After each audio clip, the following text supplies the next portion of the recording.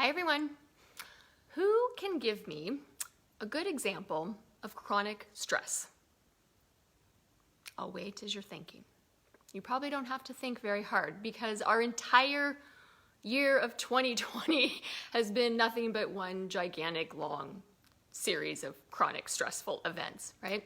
So that's what I wanted to talk about today is chronic stress and what we can do about it without even having to leave your couch. And it's the holiday edition today. See my fancy earrings and everything. So for those of you who don't know me, my name's Christine. I own Small Steps Coaching, which I am a health coach, so it's a coaching company. And I wanted to just come on today and give 5 quick little tips to help deal with the chronic stress of this entire year, right? There's hope in the future. We can see hope on the horizon. We're not quite there yet. We got a little bit longer to go still, but it's hopefully coming very soon.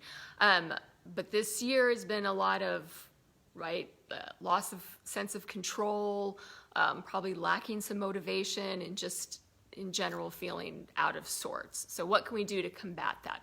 So the very first thing, let me just dive right into the list. The very first thing I want you to think about is focusing on your values.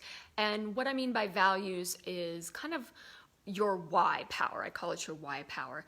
I'm assuming if you're here on my channel or seeing this, you may have an interest in your health, since I am a health coach. And if you do have an interest in your health, ask yourself, why? Why do you care about your health? You don't have to care about your health. It's not a, necessity or, you don't have to do it, but why do you care about your health? Is it because maybe you want to see your grandchildren or you want to be able to take your grandchildren on some awesome vacations that you get to be able to participate in with them? Those kind of things, just be around to enjoy family events and see loved ones in the future. If those are some reasons that you want to focus on your health, those are some things to keep in mind when you are faced with challenges. Because right now we're faced with a lot of challenges. And it's good to have those values and that why power in mind when you have the box of donuts and you have the salad and you're comparing the two. That might help you knowing which choice to make if you want to be around for your grandchildren. The second thing we want to talk about is having reasonable goals or setting reasonable goals during a time of chronic stress. So maybe some of you thought, I've got all this time in the pandemic. I'm going to start working out every day for an hour or 2 hours a day. I've got all this time to do it. And maybe it didn't actually happen or didn't get that far. Probably because that was not a reasonable goal given our current world situation. Maybe you're working from home, maybe you're unemployed all of a sudden, maybe you have all your kids at home doing school, which is very stressful. So maybe incorporating a new exercise program for an hour and a half a day is not a reasonable goal. A reasonable goal might be 5 minutes a day. Try to do 5 minutes a day. If you can do 5 minutes a day of exercise in the middle of a pandemic, good for you. You can always do more than 5 minutes, but let's, given our current situation, let's try to keep things reasonable for right now. The third thing, very important, is be kind to yourself. Seriously, we are in the middle of a worldwide event that your great-great-grandchildren will be reading about in school one day. Cut yourself a massive break. And the other people that are living with you too. Cut everybody a break. Everybody's doing the best they can. You're doing the best you can. I'm doing the best I can. Everybody's doing the best they can. It doesn't help to start feeling bad or guilty about, oh, I ate this or I didn't do this.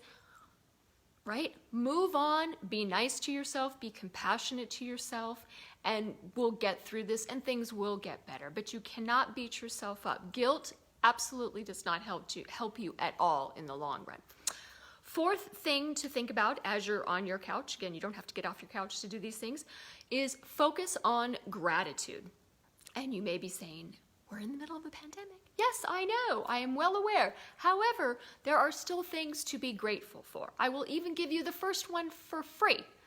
Netflix, right? I am so grateful for Netflix, especially back in the beginning of the pandemic. It really helped quite a bit to have something to do all day.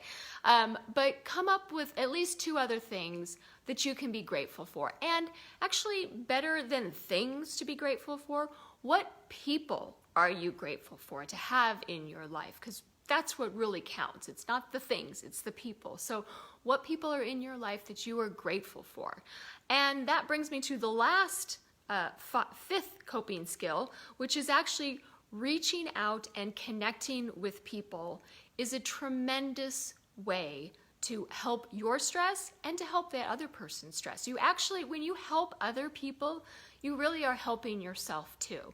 If somebody else is struggling and you're struggling, if you try to help them, you receive kind of just as many benefits as they do. So reaching out safely through Zoom, through Facebook, FaceTime, Skype, if anybody uses Skype anymore, calling on the phone. If anybody still has a regular phone, I still have a regular phone. Call on the phone. It'll be a kick, right? But reaching out and connecting with others really goes a long way for our chronic stress and their chronic stress, is making those connections. And remember, hope is on the horizon. There is good things coming ahead. We just might have to be a little bit more patient. Thanks for listening. Again, my name was Christine. I'm with Small Steps Coaching. And if you happen to be a midlife aged woman, I do have a private Facebook group called Feeling Younger as We Get Older. That is just for midlife, whatever you consider midlife to be. I'm not going to put an actual number on it.